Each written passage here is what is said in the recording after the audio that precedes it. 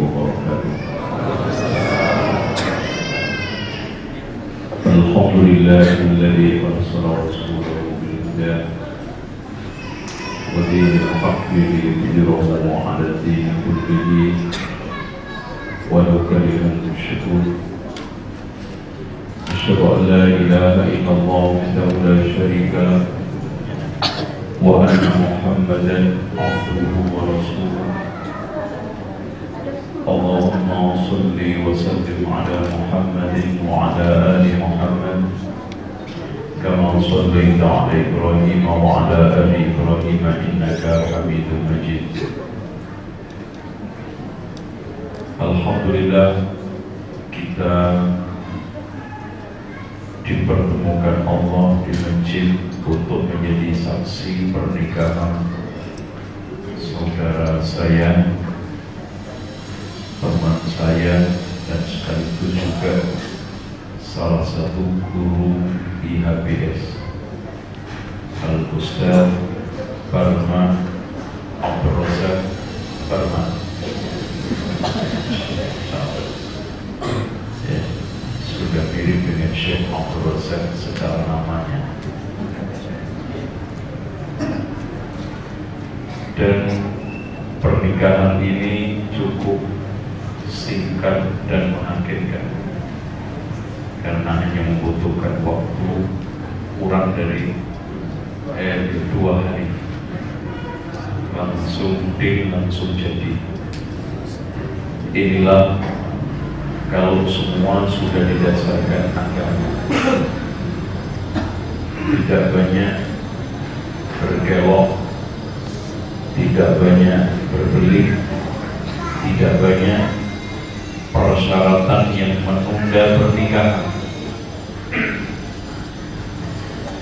Banyak pernikahan di kalangan awam mengutamakan aksesorisnya daripada tujuannya. Bahkan ada yang gak cocok, cateringnya saja batal. Atau mungkin tidak cocok, maharnya juga gak jadi. Bahkan hanya pertimbangan tadi menggagalkan pernikahan. Islam hanya mensyaratkan kepada wali perempuan, idza ja'akum man tardawna dinahu wa khuluquhu fazawwijuhu. Jika telah datang kepadamu seorang yang ingin menikahi anak, baik agamanya, baik akhlaknya, nikahkan. Rasulullah SAW tidak menghadirkan perintah dengan kalimat amr, melainkan mengandung unsur sangat penting dan urgent untuk kita perhatikan. Sampai-sampai Rasulullah SAW memberikan embel-embel, fa illam taf'alu, kalau enggak fasada fitnah nanti bentuknya macam-macam. Yang tidak lain bisa saja menimpa pada harga diri, kehormatan, agama, dan termasuk keduniaan wanita itu sendiri. Wa fasadun 'alim, satu kerusakan yang besar, di mana kerusakan sudah mulai nampak sejak dasar diletakkan rumah tangga. Agama dan akhlak sudah tidak jadi standar. Agama dan akhlak sudah ditolak. Agama dan akhlak sudah dijibirkan. Kehancuran di atas kehancuran mana lagi, Pak? Rumah tangga yang sudah tidak mau mendasarkan agama dan akhlak lagi, yang sudah tidak mengindahkan agama dan akhlak lagi, bahkan menampik orang yang baik. Padahal itu nanti menentukan tanggung jawab, menentukan masa depan, dan tidak kalah pentingnya adalah menentukan warna rumah tangga anak tersebut ke depan, yang tidak lain mewujudkan doa sekaligus firman Allah, Rabbana hab lana min azwajina wa dzurriyyatina qurrata a'yun waj'alna lil muttaqina imama. Enggak mungkin rumah tangga bisa mendapatkan turunan muttaqin kalau tidak didasari atas akhlak dan agama. Bahkan Rasulullah SAW menegaskan, a'adzamul mar'ati barakatan aisauha mu'natan. Wanita yang paling berkah buat laki-laki, buat kehidupan ini, yang paling ringan, yang paling sederhana tuntutan. Ya, karena pada akhirnya hidup itu kalau sederhana, dalam kondisi apapun bisa diatasi. Mau krisis, mau fluktuatif kondisi kehidupan, masih bisa terus dihadapi. Makna sederhana itu apa? Bukan pola daripada gaya, pentingkan kebutuhan daripada keinginan. Gak usah gaya. Ya, HP gak usah mahal-mahal. Kayak saya ini cuma 250. Kalau dicolok maling pun nggak nangis. Ya, dan saya juga punya buah, itu juga harganya cuma 600.000. Ya, murah. Bekasnya maksudnya. Ya. Jadi nggak usah dipaksakan.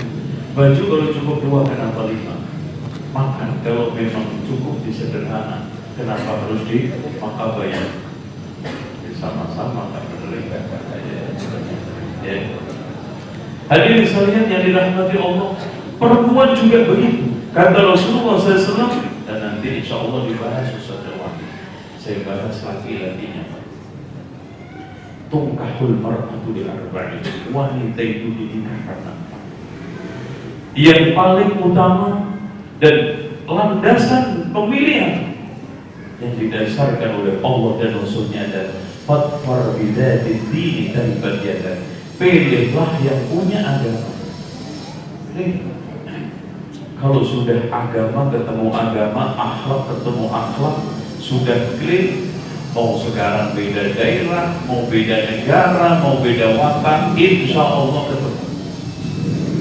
Yang nggak bisa mempertemukan watak satu dengan yang lainnya apa? Karena nggak punya landasan untuk menyatukan.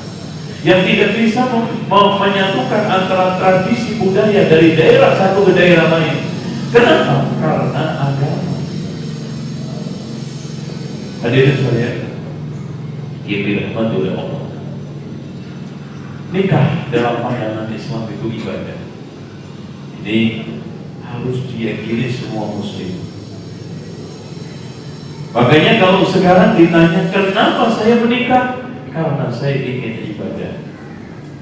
Dan ibadah semua sudah tahu syaratnya 2, ikhlas dan benar. Artinya syarat untuk mengendalikan pernikahan dan rumah tangga harus ikhlas dan juga harus benar sesuai real ajaran agama Islam. Insya Allah Allah kasih keberkahan dalam rumah tangga.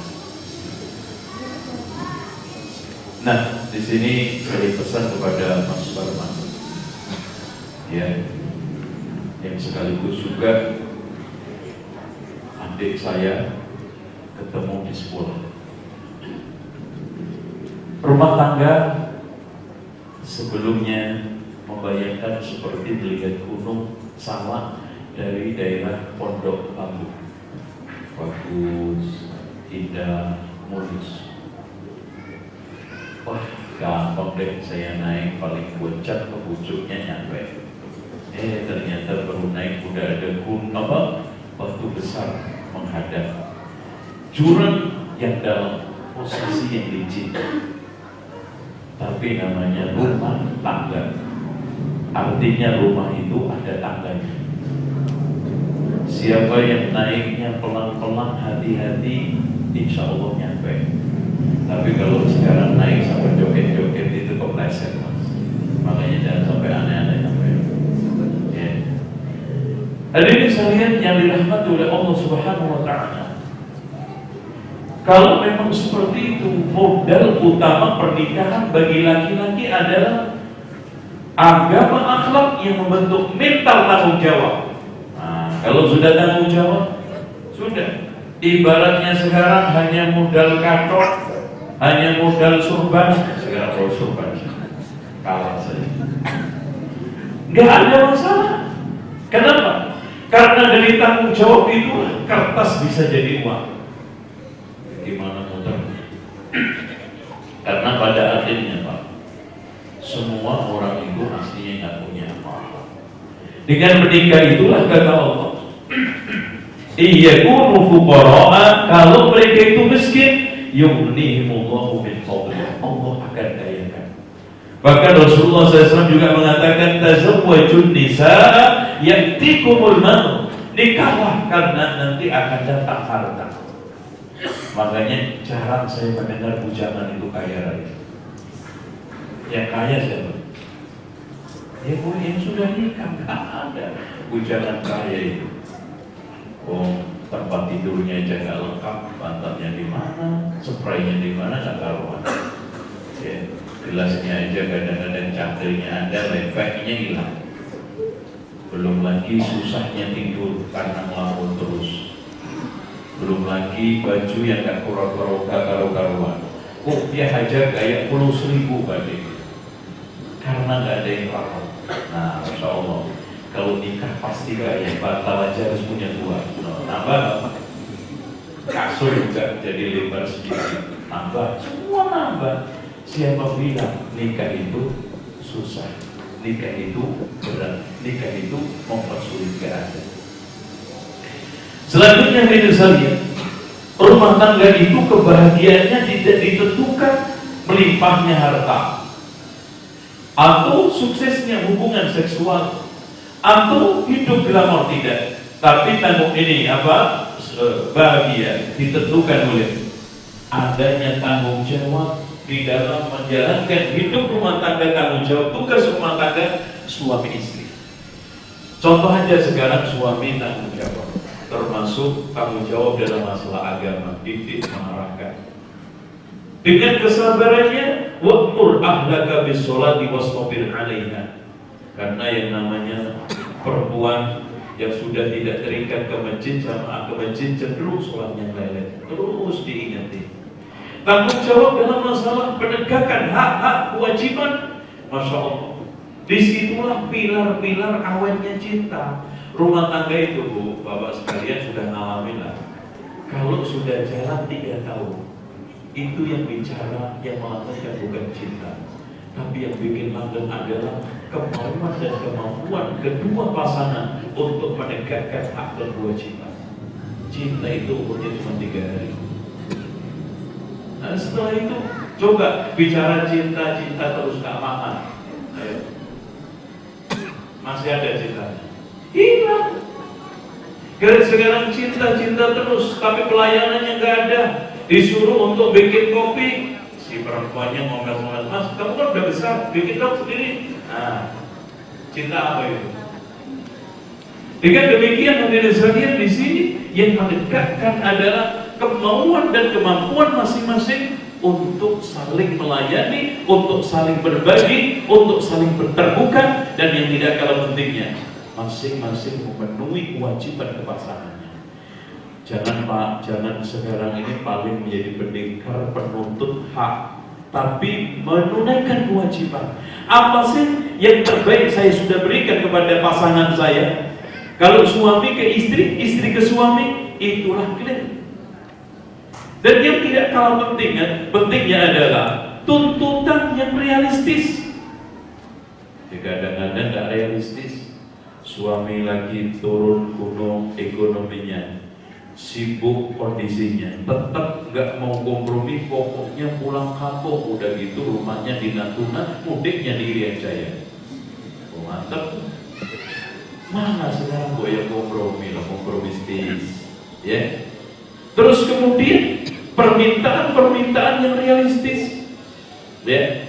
Inilah yang akan menjadi alat dasar untuk melanggengkan suatu rumah tangga.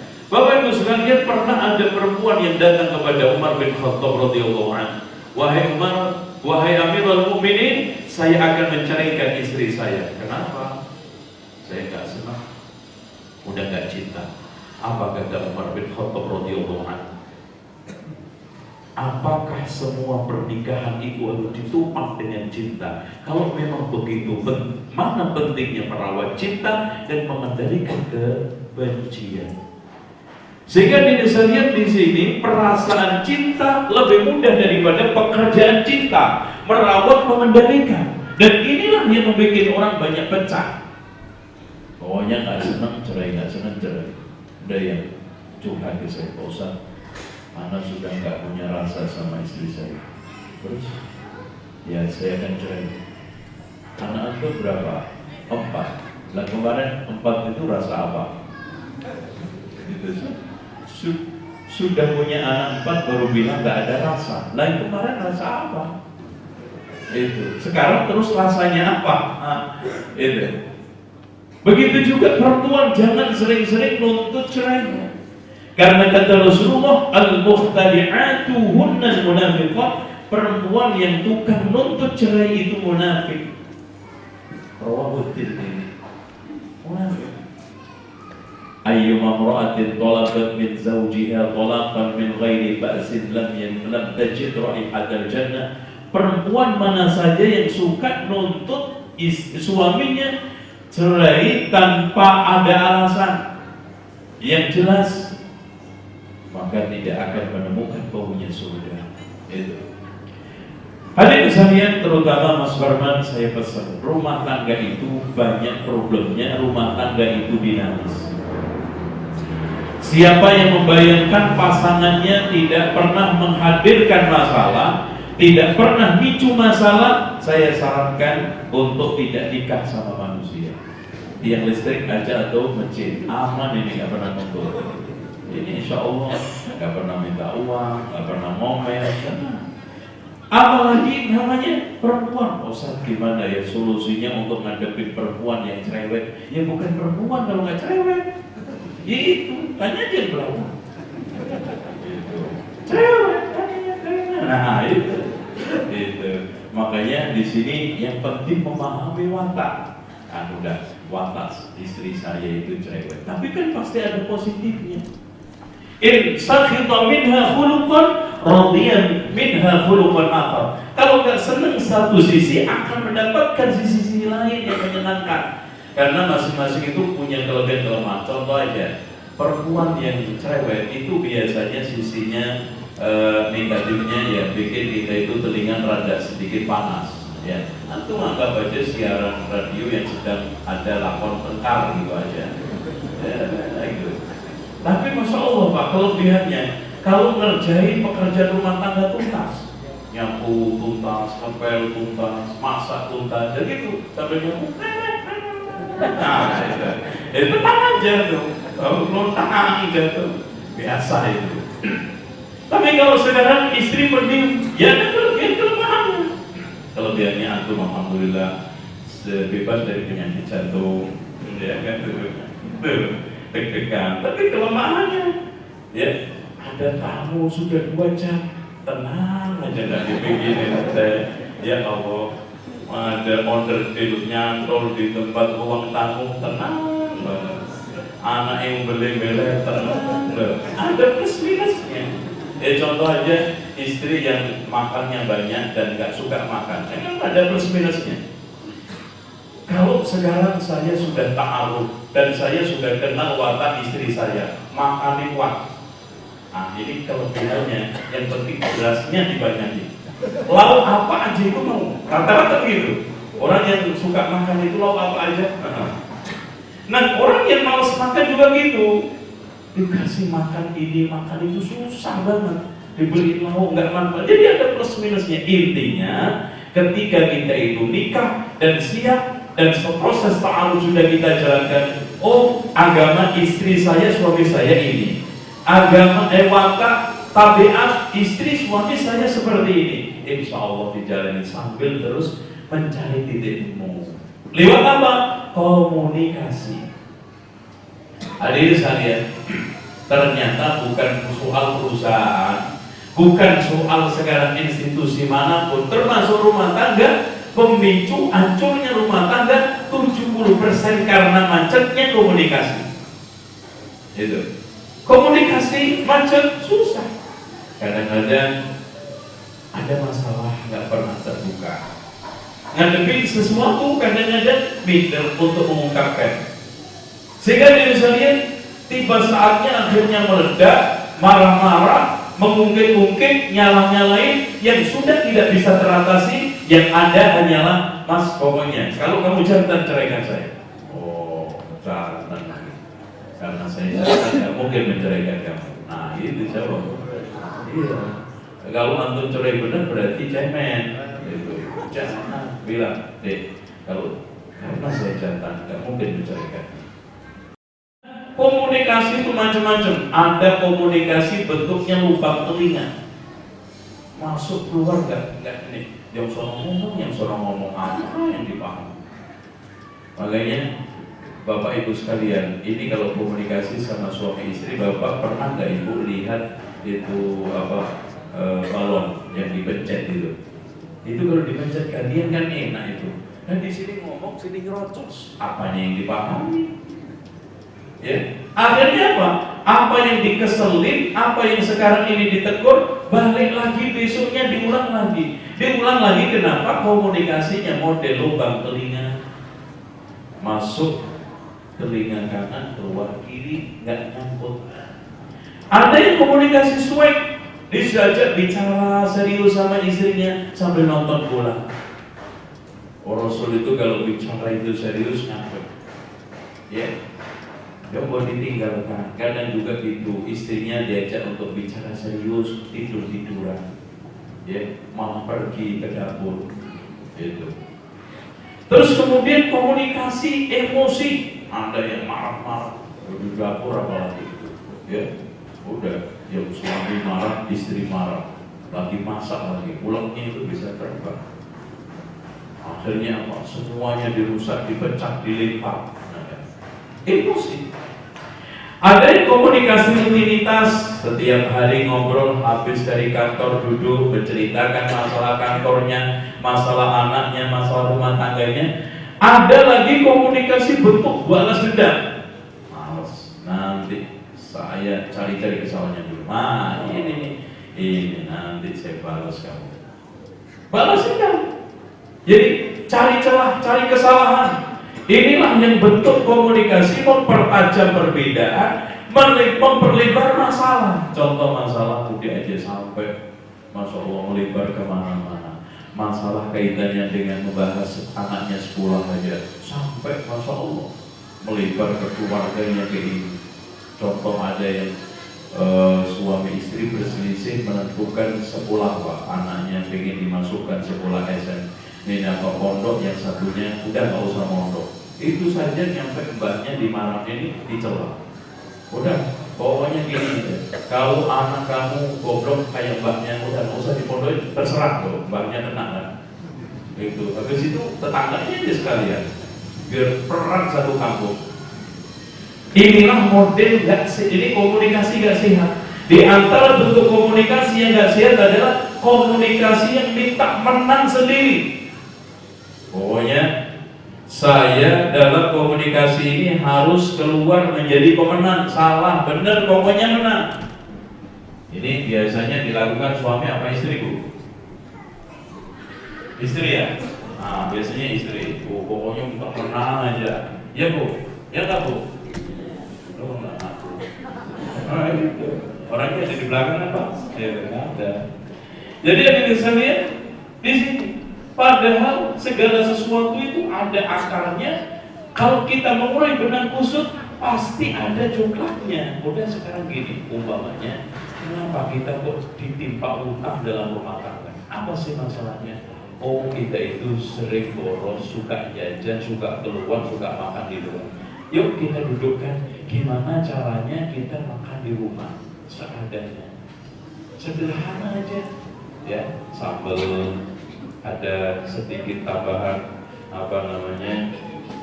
kecap, masya Allah, terus kemudian ditambah kangkung, terus ada tambah dikit 10 tusuk sate. Udah masalah itu kan enak di rumah. Dan pada akhirnya man asbaha aminan fi sirbihi wa mu'afin fi badanihi wa lahu qutu yawmihi fa ka'annama hizat dunya bihadafiriha. Barang siapa yang sekarang ini nyaman hidup di rumahnya, sehat badannya, besok ada yang dimakan, Faka'annama hizat dunya bihadafiriha, kayak ngerangkul dunia seisinya. Udah milik kita, nggak ada lagi. Inilah pilar-pilar kehidupan yang bisa saya tegaskan dan saya tekankan kepada saya sendiri, wabil khusus kepada saudara saya Al-Ustadz Barman, dan juga kepada semua hadirin sekalian. Intinya maaf, saya ingatkan saja, sampai hari ini data perceraian di KUA, mungkin nanti ada Pak KUA juga bisa tanya, di seluruh Indonesia itu perceraian semakin meninggi tiap tahunnya. Aneh, kenapa? Kita yang punya agama begitu hebat, yang litaskunu ilaiha wa ja'ala bainakum mawaddatan wa rahmah. Ini jaminan kita pasti tentram, pasti sakinah, pasti mendapatkan suatu kebahagiaan. Tapi kenapa tidak kunjung itu semua hadir? Bahkan yang ada adalah konflik, yang ada adalah pertengkaran, yang ada adalah saling tuntut cerai, yang ada adalah tidak pernah ketemu. Kenapa? Permasalahannya satu, ajaran ini tidak diikuti. Maaf, ada yang hanya menjadikan formalitas, yang penting saya muslim. Ada yang ngaji cuman hanya sekedar juga formalitas, gak dihayati. Dan lebih lucu lagi, kalau ada orang Islam sampai hari ini belum merasakan kebahagiaan beragamanya, aneh. Seperti anak ayam mati di lumbung padi, atau unta mati kehausan sementara air di punggungnya nggak bisa minum soalnya, karena nggak dipelajari, karena nggak dipakai. Mari semua, terutama calon mempelai, untuk nomor satu adalah mengedepankan din. Mayuridillahu bihi khairan yufaqihu fiddin. Barang siapa yang dikehendaki oleh Allah baik, termasuk rumah tangganya, termasuk apa saja. Khairan di sini dihadirkan oleh Rasulullah dengan kalimat nakirah, baik apa saja, dipahamkan agamanya. Tafaqquh fiddin, kesemangatan sehati selangkah di dalam masalah thalabul ilmi harus dipacu dan dipicu terus. Tidak kenal awal-awal, tengah-tengah, bahkan thalabul ilmi fardhatun 'ala kulli muslim sampai akhir hayat. Apalagi kalau sudah punya anak, tata dengan baik, didik dengan baik. Masya Allah, kita kagum sekali dengan bagaimana kemarin datang ke sini seorang anak umur 5,5, hampir 6 tahun, sudah hafal Al-Quran 30 juz. Ini kan merupakan keseriusan, kesungguhan dari kedua orang tua. Yakin kita semuanya kalah. Bagaimana didik nongkrongin jam 2:30, jam 3 bangun, nungguin anaknya telaten. Pak, Bu, namanya anak, Masya Allah, disuruh untuk diem 10 menit aja gak betah. Ini bisa sampai hafal 30 juz. Yang saya buat kagum, saya tes ayat ngaca, dia keliru. Dek, ayat surat apa, ayat berapa, lancar semua, dan tidak ada yang ngadat. Buktinya dia gak nangis, karena dia itu kalau nangis pasti ngadat. Jadi dia itu kalau gak hafal nangis, kalau lupa nangis, ya. Kalau dia habis ngapal senyum, berarti lancar. Hafal senyum, itu Masya Allah. Dan ini bukan hanya itu aja, Bapak Ibu sekalian. Ismail alaihissalam dibesarkan oleh seorang ibu, gak kenal kampus loh, apalagi ibu sudah S1. Hajar itu gak ada kampusnya. Isni Imam Syafi'i oleh siapa? Seorang ibu.